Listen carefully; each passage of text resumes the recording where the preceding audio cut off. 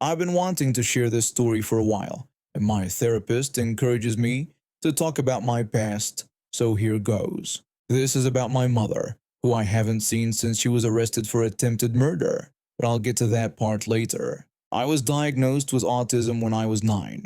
My mother had two very different reactions to this news. In public, she'd brag about me constantly. Whenever other parents would mention their children's achievements, my mother would immediately one-up them by bringing up my autism along with my accomplishments. If someone mentioned their kid playing piano, she'd boast about how her autistic daughter could play both violin and piano. When parents talked about their children's reading levels, she'd brag about how her autistic daughter had skipped a grade. She'd use my diagnosis to overshadow other parents' pride at every opportunity. But behind closed doors, I was just that kid that would amount to nothing in her words.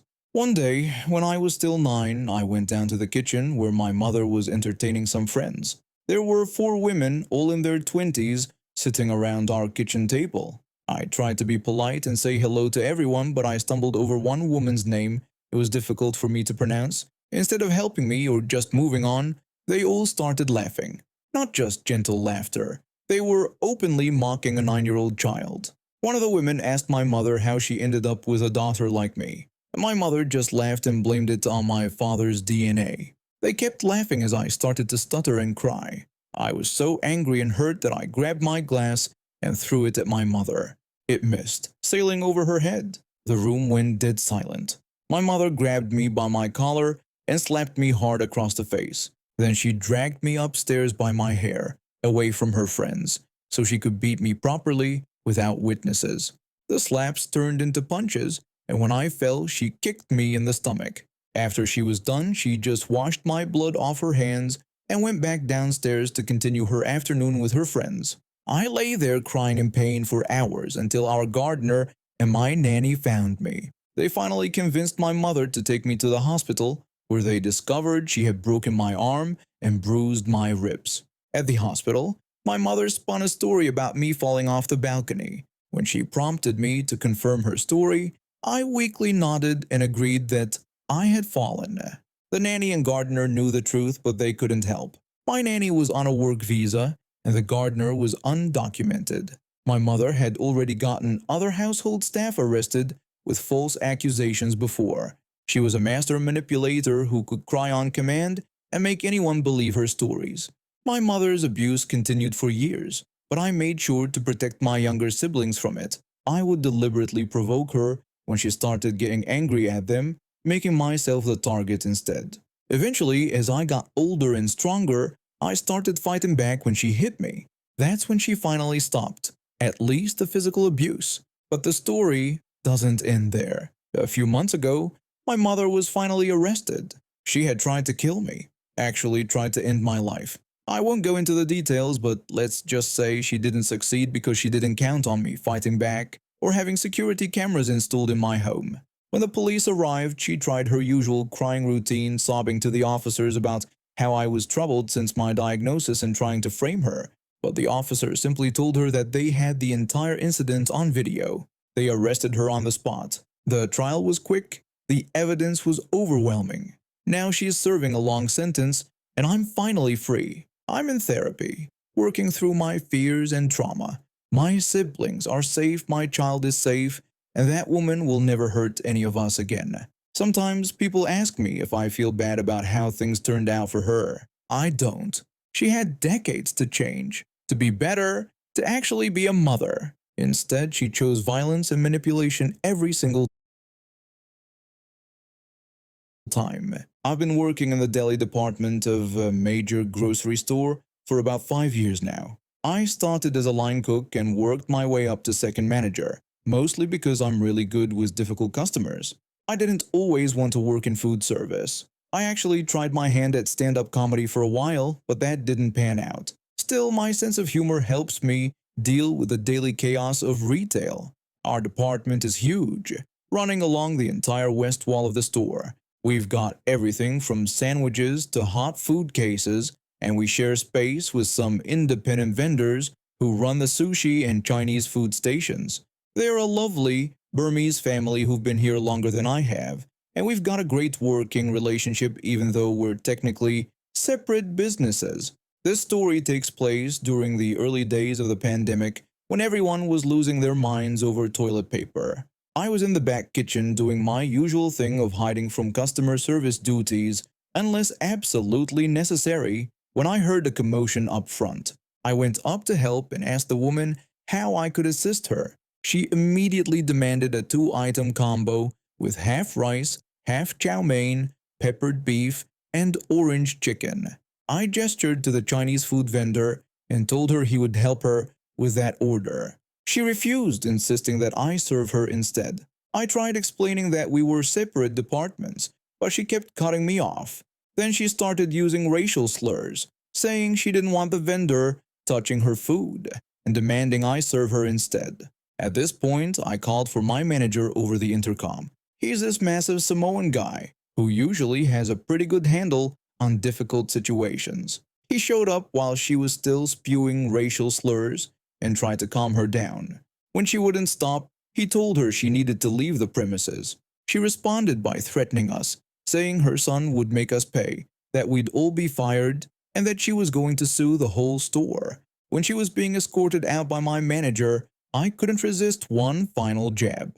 Using my best customer service voice, I called out to thank her for shopping with us and asked her to please come again. I got some good laughs from the other customers, and even my manager had to fight back a smile. The rest of the day went pretty normally until about 9 p.m. when I was mopping the floors after closing. Suddenly, I heard someone shout at me. I looked up to see this massive guy, easily 6 feet 5 and built like a brick wall, with face tattoos that screamed, "Don't mess with me." I'm 6'3" but skinny as a rail, and I've never been in a fight in my life. He started yelling, asking if I was the one who had disrespected his mother. I was confused at first, not understanding what he meant. He kept shouting about his mother, getting more and more aggressive. Before I could process what was happening, he vaulted over the sandwich counter to get at me. Now, here's where it gets good. I was in the middle of mopping, and our floors get incredibly slippery when wet. The moment his feet hit the wet floor, he went down like a sack of potatoes, cracking his head on the tile. I just stood there holding my deck brush like a weapon while one of my co-workers called 911. The guy was lying motionless in a puddle of soapy water mixed with blood from his head wound. The paramedics and police showed up within minutes. Turns out this guy had multiple warrants in several states. The whole thing went to court, where his mother testified and managed to use racial slurs every other sentence, even in front of the judge.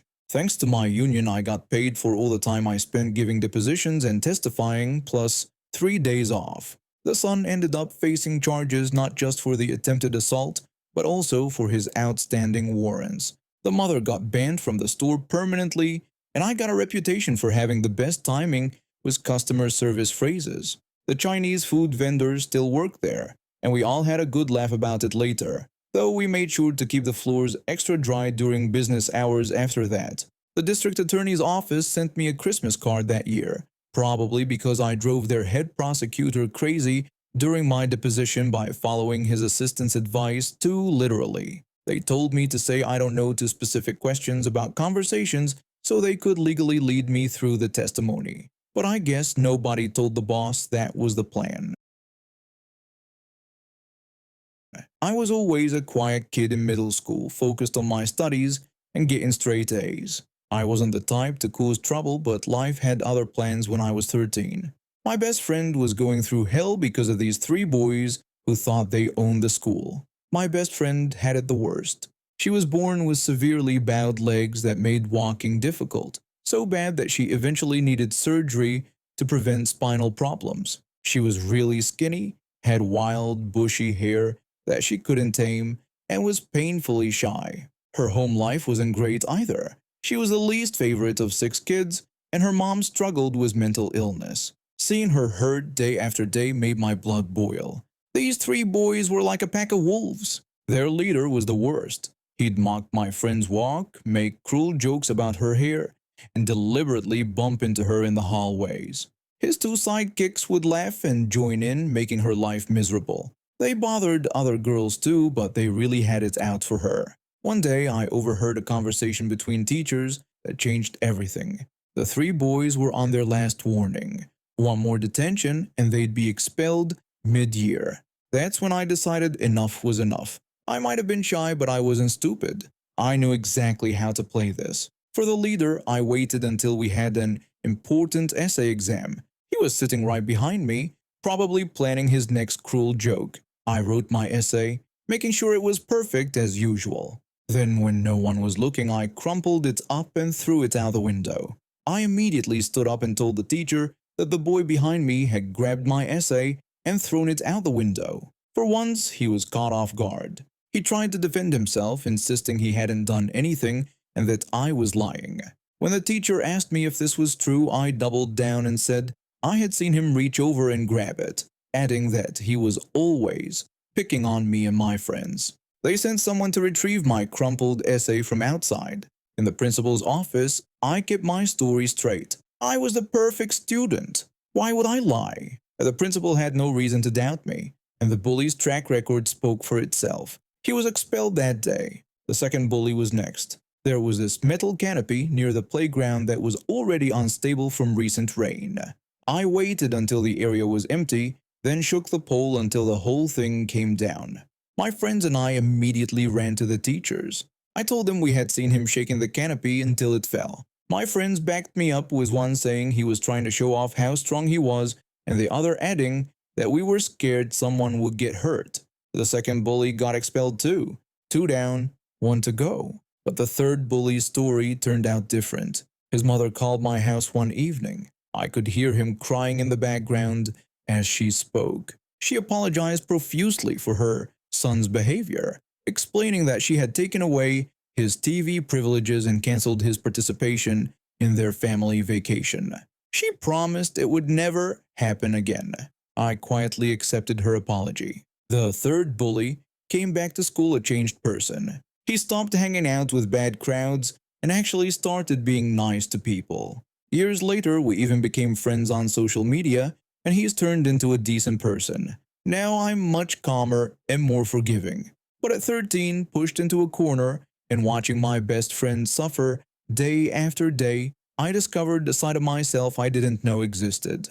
I learned that sometimes the quiet ones are the most dangerous. We just need the right motivation to act. I'm not proud of how I handled things, but I can't say I regret it either.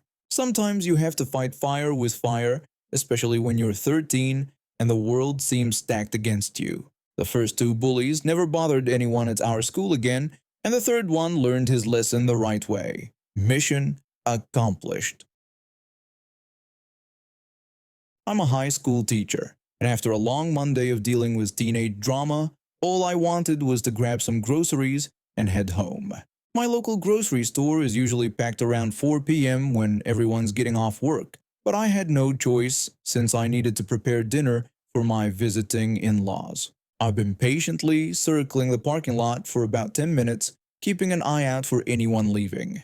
That's when I spotted someone loading their trunk with groceries. I pulled up at a reasonable distance, put my turn signal on, and waited. When they started backing out, this massive white Range Rover came speeding around the corner and planted itself directly behind the car that was leaving, blocking both lanes of traffic. The Range Rover driver could clearly see my turn signal, and I'd been waiting there first. Still, I tried to keep my cool. Maybe they hadn't noticed me, but when the spot opened up, the Range Rover just sat there, not moving. After about 30 seconds of complete gridlock, with cars honking behind us, I carefully inched forward toward the empty spot. That's when all hell broke loose. The Range Rover's door flew open, and out stormed this woman in workout clothes and massive sunglasses. She walked straight up to my window, gesturing wildly for me to roll it down. When I asked if I could help her, she immediately started yelling about how I dared to steal her spot, insisting she was waiting there first. I explained that I had actually been waiting with my turn signal on before she arrived. She got even more aggressive, demanding I back up and claiming her children were waiting in her car. I looked at her children in the car. The Range Rover was empty. I pointed this out to her and told her she was blocking traffic, suggesting she either take the spot or move along. That's when she pulled out her phone and threatened to record everything. She warned me that everyone would see how I was harassing a single mother. She started walking around my car, narrating to her phone camera, making up a story about how I was an aggressive driver trying to intimidate her, and claiming she'd been waiting there for 20 minutes with her kids. At this point, a line of cars had formed behind us, and people were starting to honk and yell. I took out my own phone and called the store's security number, which was posted on signs around the lot. I explained to them that someone was blocking traffic, refusing to move, and making false accusations while filming me without consent. The security guard arrived within minutes. He was a tall man in his 50s who looked like he'd seen it all. When he asked what the problem was, Karen immediately launched into her story about me trying to steal her spot and harassing her. I explained that I was there first with my turn signal on and mentioned that she had come speeding in to block traffic. I suggested they check the security footage to verify everything. The security guard told her to move her vehicle since she was creating a traffic hazard. She refused, threatening us with her supposedly important lawyer husband. When the guard mentioned checking the security cameras, her confidence visibly wavered, but she still tried to argue, bragging about being a loyal customer who spent thousands at the store. The guard gave her two options: move immediately or have her car towed. She started yelling about discrimination and threatened to sue the entire store. It wasn't until the security guard took out his radio and started calling for a tow truck that she finally gave up. She jumped back in her Range Rover and sped off, but not before shouting threats about her lawyer. I got my spot. But apparently, Karen had posted her video on social media, claiming she was attacked in the parking lot. It backfired spectacularly when the store released their security footage showing her aggressive behavior. Local news picked up the story as an example of parking rage gone wrong, and Karen's video became a cautionary tale about entitled behavior. A week later, I saw her trying to shop at the store, wearing a big hat and sunglasses as a disguise. The security guard recognized her immediately and turned her away. She has to drive an extra 20 minutes to shop at a different location now, all because she couldn't wait her turn for a parking spot.